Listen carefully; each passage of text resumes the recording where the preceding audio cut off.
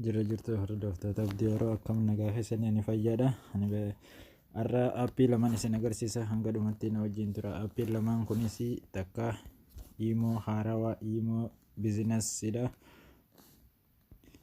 Imoon kun isuma kana isa agartan kana, inni tokko immoo aappii isa kana jechuudha. Isa kanan isin agarsiisa, isa akka argattan isin agarsiisa hanga dhumatti na faana turan afeerraa kooti. Amma Imo kana aappii kana keessa Imo tana Imo tun beeksisan qabdu haala kunoo akkuma isin agartan kana beeksisan qabdu. Imo bareedduudha jechuudha. Beeksisan qabdu Imoon isii haaluma kananii akkaataa isii booddeen isin agarsiisa.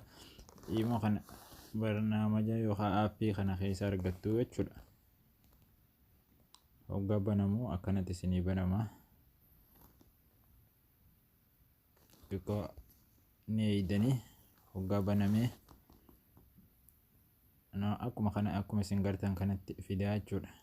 Amma immoo gara gubbaa kanarratti barreessinee ilaallaa jechuudha. Imo hoggaa isin jettan Imoon kun gubbaa kanarratti isiniif dhufa. Akkuma isin agartan kana jechuudha. Imo biizinas jettu tana bakkuma qasxii yookaan tuqaa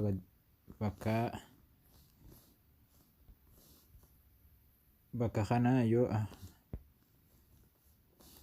gubbaa tanarra bakka tuqaan jirtu kana tuyxanii bakka kana jechuudha.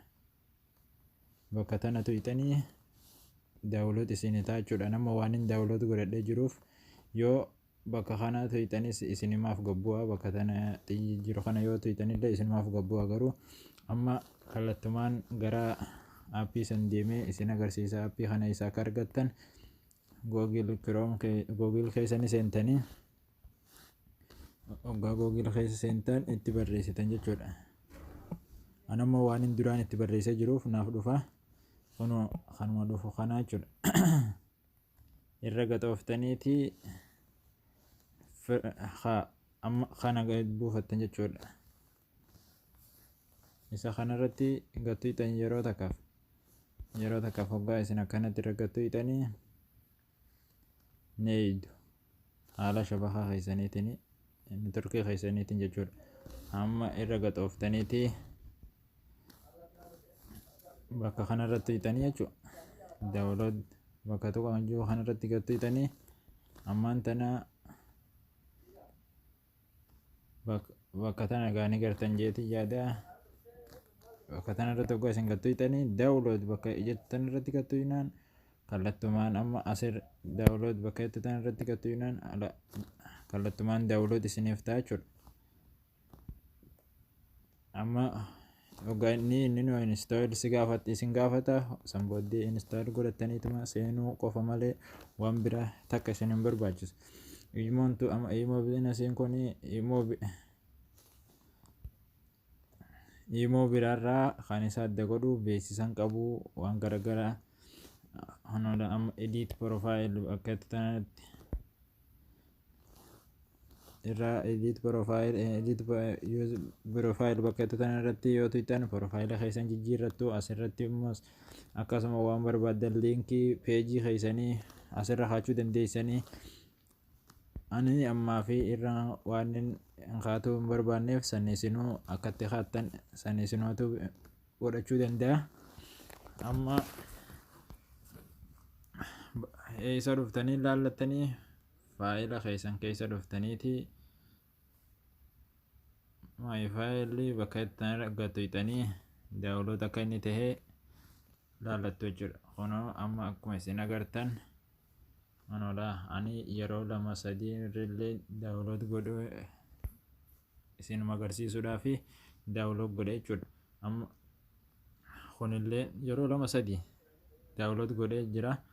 Achi booddee isin hoggaa seentan irratti gattuutanii install hoggaa godhattan. Ani amma waan hin duraan gabbuufadhee jiruuf install hoggaa gootan kallattumaan keessa seentanii jechuudha. Kallattumaan keessa seentanii Imo gad buufattanii Imo tana amma Imoon tun beeksisa qabdi. Imoon Imoo beektaa fi Imoo Fereekool illeen beeksisa qabdi. Imoon tun immoo beeksisa hin qabdu. Imoo hedduu bareeddudha. Akkuma isin agartan kana isin beeksisa hin qabdu jechuudha. Yoommoo kireetii waan godhachuu barbaaddan amma kun gubbaa kanarratti liinkii ta'e peejii keessanii as kaa'achuu dandeessu. Gubbaa kanarratti tekstii iddoo kanarratti immoo footoo jijjiirrachuu barbaaddanii anammaaf jijjiiruun barbaanne waan ta'eef isinuma agarsiisuudhaaf akka lakkoofsa namaa yoo haaraatti naqachuu barbaaddan bakka tuqaa gara gadii kana tuqxaniiti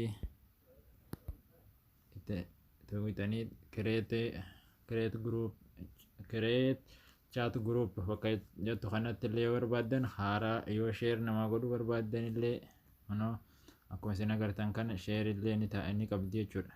WhatsAppidhaan, Facebookidhaan akkuma isin barbaaddaniinuu share ni qabdi. Aappiin kun aappii hedduu baay'ee bareedaadha. Waan pilaastoorii keessa hin jirre barnaamijni aappiin inni kun pilaastoora keessa hin jiru. Waan isa pilaastoorii keessatti hin argamne hedduun as keessa jira. Wooma barbaaddan itti barreessitanii keessaa hin dhabdanii jechuudha. Amma fakkeenyaaf kaayin maastar piroo kaayin maastariin orijinaaliin isaas keessa illee ni jira. Neetwoorkii kiyyaatu dadhabaadha. Saniif irraa na duraa deddeebi'a. Aappii babbareedaa as keessa jira. Aappii maallaqaan bitamuu, aappii babbareedaa yeroo biraa akkaataa isa kana isiniin agarsiisaa. Gadhumatti viidiyoo kana ilaaladhaa. Itti fayyadamaan isiniin jira. Nagaatti naaf tura.